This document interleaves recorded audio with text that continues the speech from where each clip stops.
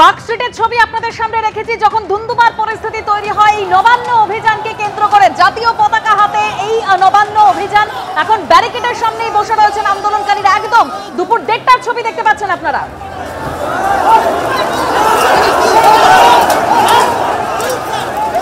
Police ব্যাপক লাঠিচার্জ করে, সেই ছবি আপনাদের সামনে রেখেছি।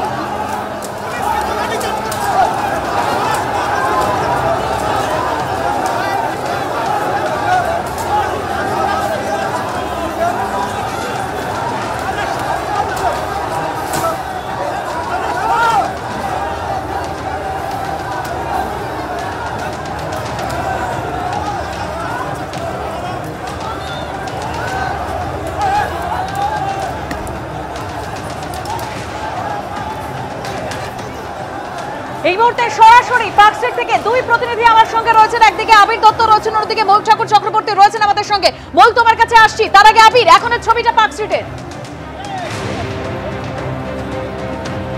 দেখো, এখনো পর্যন্ত কিন্তু প্রচুর মানুষ এখানে রয়েছেন। তারা এই যে বিক্ষোভ, ব্যারিকেড ভাঙার চেষ্টা, সেটা তারা চালিয়ে যাচ্ছেন। মূলত কারণ হিসেবে আজকে যখন ব্যারিকেড ভাঙার চেষ্টা হয়, একেবারে জিওলজিক্যাল সার্ভে অফ ইন্ডিয়ার যে দপ্তর তার পাশে, ঠিক তখনই পুলিশ লাঠি চালায় এবং লাঠি চার্জের জন্য আহত হন অনেকেই। এমনকি অভয়ার মা, তিনি আহত হয়েছেন এমনটাও জানা যাচ্ছে। এবং এখনো পর্যন্ত আমরা দেখছি যে দফায় দফায় উত্তেজনা। যারা নবান্ন অভিযান করতে এখানে এসেছিলেন তারা কিন্তু এই অবস্থান এখানে চালিয়ে যাচ্ছেন। একদিকে বিরোধী দলনেতা, একদিকে দেখছি জাতীয় পতাকা হাতে নিয়ে এই যে তাদের যে বিক্ষোভ, সে বিক্ষোভ চলছে। আমরা দেখতে পাচ্ছি যে শঙ্কর ঘোষ, তিনি রয়েছেন। পুলিশের এই যে লাঠিচার্জে আমরা দেখছি যে পুলিশ লাঠিচার্জ করলো। কতজন আহত হয়েছে? অভয়ের মা, তিনি আহত হয়েছেন জানা যাচ্ছে। কি অবস্থায় আছেন তিনি? প্রাথমিকভাবে এত ভিড়ের মধ্যে তো আমার পক্ষে জানা সম্ভব নয়, তবে সংখ্যাটা অনেক। এক্ষেত্রে আপনাদেরকে শুধু বলবো, সারা রাজ্যে অসংখ্য পুলিশ কর্মী আছে, আমাদের পরিবারেরও কেউ না কেউ পুলিশ আছে। প্রশ্নটা হচ্ছে, যখন অনুব্রত পুলিশকে গালি দিচ্ছে, তার মা, বোন, বউকে প্র্যাকটিক্যালি বক্তব্যে তার কুকথার মধ্যে দিয়ে নগ্ন করে দিচ্ছে, পুলিশের মেরুদণ্ড কোন জায়গায় গিয়েছে, ডিজি রাজীব কুমারের মেরুদণ্ড কোন জায়গায় গিয়েছে যে অনুব্রতরা শাস্তি পায় না? অথচ মেয়েকে হত্যা করেছে। অভয়ার মা বাবারও পরিণতি যদি একই হয়, আমার মনে হয় মমতা ব্যানার্জির থেকে সুখী, এবং যদি ওনার ঘুম এখন না হয়ে থাকে তাহলে তিনি নিশ্চিন্তে ঘুমোতে পারবেন। এটা ভাবা যায়, মা বাবা তারকে হেনস্থা করা হচ্ছে। অভয়া থেকে তমান্না, এই রাজ্যে কোনো মহিলাই সুরক্ষিত নয়। ফলে লড়াইটা চলবে। মমতা ব্যানার্জি ভাবছে যে পুলিশ দিয়ে এই লড়াইকে আটকাবে। মমতা ব্যানার্জি ভুল ভাবছেন। ইতিহাস বারবার করে প্রমাণ করেছে, কোনো অপরাধী, কোনো দুষ্কৃতী, তাদেরকে ইতিহাস কোনোদিন ক্ষমা করেনি, মমতাকেও ক্ষমা করবেন। ইতিমধ্যে আমরা দেখছি যে তাদের এই যে বিক্ষোভ এবং সেখানে যেভাবে লাঠি চালানো হয়েছে, বেশ কয়েকজন আহত হয়েছেন। এবং তাদের যেটা বক্তব্য যে তারা একইভাবে তারা কিন্তু এইভাবে চলবেন। এবং বলতে বলতে আমরা দেখছি যে এখানে আরও বেশ কিছু আন্দোলন করতে বা বিক্ষোভ করতে সাধু সন্ন্যাসী তারা আসছেন এবং তাদেরকে আমরা দেখছি।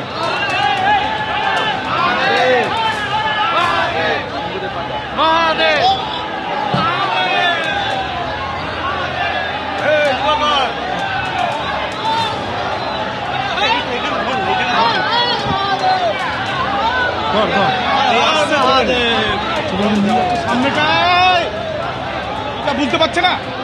আমরা একটা আশীর্বাদ দেব। বলুন।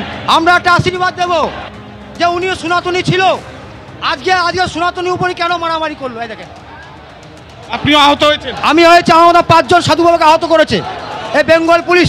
খালি আমরা ভগবানের নাম নিয়েছি, আর কিছু না। আমরা ভগবানের নাম দিয়েছি যে সন্ন্যাসীকে আটকে রেখে টাকার মুক্তির জন্য এবং পশ্চিমবাংলার ন্যায় বিচারের জন্য আমরা রাম রাম করেছি, তার জন্য এটা করেছি। ইতিমধ্যে আমরা দেখছি যে সাধু সন্ন্যাসী তারা এখানে রয়েছেন এবং তারা এবার ব্যারিকেডের সামনে। একেবারে বহু সাধারণ মানুষ তারা আজকে পথে নেমে এসেছেন, তারা আজকে আন্দোলনে শামিল হয়েছেন। তবে যে অভিযোগ, কিছুক্ষণ আগে শঙ্কর ঘোষের বক্তব্য আমরা শুনছিলাম, পুলিশ প্রশাসনের ভূমিকা নিয়ে তীব্র সমালোচনা করছেন তিনি। এবং যে অভিযোগ উঠছে পুলিশের বিরুদ্ধে, যে অভয়ার পরিবারকে, অভয়ার মাকে রাস্তায় ফেলে মারধর করা হয়েছে। আর এই জায়গায় আপনাদের শোনাতে চাইবো যে অভয়ার পরিবার ঠিক কি অভিযোগ করছেন তারা। পুলিশের আধিকারিকের সঙ্গে কথা বলতে চাই, এই ব্যারিকেড সরাতে চাই। আমার মেয়ে সুরক্ষিত জায়গায় ছিল, আমার মেয়েকে সুরক্ষা দিতে পারেনি, আমি বিচার চেয়েছি বলে আজকে আমাকে মেরেছে, হাতের শাখাটা ভেঙে দিয়েছে, কপালে মেরেছে, সারা হাত কেটে দিয়েছে। আপনাকে কে মারধর করলো? পুলিশ, মহিলা পুলিশ, কলকাতা পুলিশ, অনেক পুলিশ মিলে আমাকে মেরেছে, রাস্তায় ফেলে মেরেছে। আপনারা কি তাও নবান্নে যাবেনি? অবশ্যই যাবো আমরা নবান্নে। আমাদের ব্যারিকেড না দিলে আমরা তখন পৌঁছেও যেতাম। আমরা পুলিশ আমাদের বাড়ি থেকে বেরোনো থেকেই আমাদের আটকানোর চেষ্টা করেছে। কেন এই নিষ্ঠুরতা, কেন আমাদের এত নিষ্ঠুরতা? আমি অনড় রয়েছি, আমি নবান্নে যেতে চাই। যেহেতু আমাকে মারা হয়েছে, কেন আমাকে মারা হলো, কেন আমাকে মেয়েকে খুন করা হলো তার কাজের জায়গায়, কেন তখন প্রশাসন তৎপর হলো না? পুলিশের আন্ডারে যখনই আমরা সিটির মোড় পার করে তারপরে কলকাতা পুলিশ আমাদের গাড়ির ছবি তুলে নাম্বার প্লেট প্রতিটা মোড়ে মোড়ে পাঠিয়ে দিয়েছে। আমরা পুলিশের সঙ্গে চোর পুলিশ খেলে এখানে নবান্নে এসে পৌঁছে। আপনাদের উপরে কি হামলা হয়েছে? পুলিশ কি মারধর করেছে? পুলিশ মারধর করেছে, এর শাখা ভেঙে দিয়েছে, মাথা ভেঙে দিয়েছে, আমাকে ধাক্কা মেরে আমার বুকের মধ্যে। পুলিশ তো এখনো আমাদের অত্যাচার করছে। 9 তারিখ থেকে যে অত্যাচার শুরু করেছে এখনো তার প্রমাণ দিচ্ছে। আজকে আবার একটা 9 তারিখ, আজকে আমাদের উপর সম্পূর্ণ অত্যাচার করছে।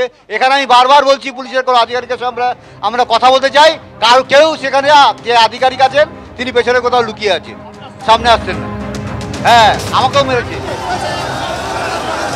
অভয় পরিবারের বক্তব্য আপনারা শুনলেন। তবে এই মুহূর্তে পার্ক স্ট্রিটের ছবি দেখতে পাচ্ছেন, যেখানে ব্যারিকেড ঠেলে এগিয়ে যাওয়ার চেষ্টা একেবারে এই মুহূর্তে ছবি আপনারা দেখতে পাচ্ছেন। ময়ূক ঠাকুর চক্রবর্তী রয়েছেন আমাদের সঙ্গে। ময়ূক,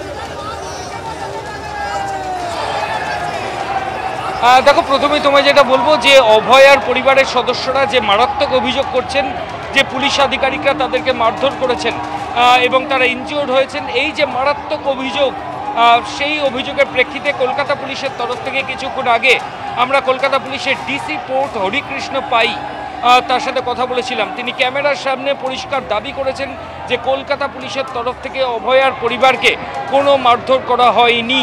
আমি আবার বলছি, লালবাজারের তরফ থেকে কলকাতা পুলিশের ডিসি পোর্ট হরিকৃষ্ণ পাই তিনি পরিষ্কার ক্যামেরার সামনে দাবি করেছেন যে কলকাতা পুলিশের তরফ থেকে কোনো কর্মী বা কোনো পুলিশ অফিসিয়ালস অভয় আর বাবা মার ওপর কোনো শারীরিক নিগ্রহের ঘটনা ঘটাননি, এমনটাই পুলিশের দাবি, কলকাতা পুলিশের দাবি। এই ছবি একদিকে বলবো, আর একদিকে এই মুহূর্তে ছবিটা দেখাবো। যেমনটা আবির আমার সহকর্মী বলছিল যে কিছু সাধু সন্ত তারাও চলে এসেছেন এই মিছিলে। এই মুহূর্তে ব্যারিকেড ভেঙে সামনে যাওয়ার একদম ময়ূক, তুমি আমাদের সঙ্গে থাকো। যেরকম ভয়ঙ্কর অভিযোগ সামনে আসছিল, অভয়ের পরিবার করছিল, তারা আহত হয়েছেন, পুলিশের বিরুদ্ধে অভিযোগ সামনে এসেছে এবং পুলিশ সেই সমস্ত অভিযোগ উড়িয়ে দিয়েছে। পুলিশের তরফে বলা হয়েছে কোনো মারধর করা হয়নি অভয়ের পরিবারকে। শুনুন পুলিশের বক্তব্য। পার্ক স্ট্রিটে রয়েছি, আরজি করের ঘটনায় ভিকটিমের বাবা মা কমপ্লেন করছেন যে পুলিশ আধিকারিকরা তাদের মারধর করেছে। না, এখানে ওনাকে মারধর করা হয়নি, সেরকম কিছু ঘটনা হয়নি। এখানে মাথায় ইনজুরি রয়েছে, দেখতে হবে। আমরা তো এখানে কিছু হয়নি, স্কাফলিং বা কিছু। আমি বলছি তো এখানে তো সেরকম কিছু হয়নি, এ পয়েন্টে সেরকম কিছু হয়নি।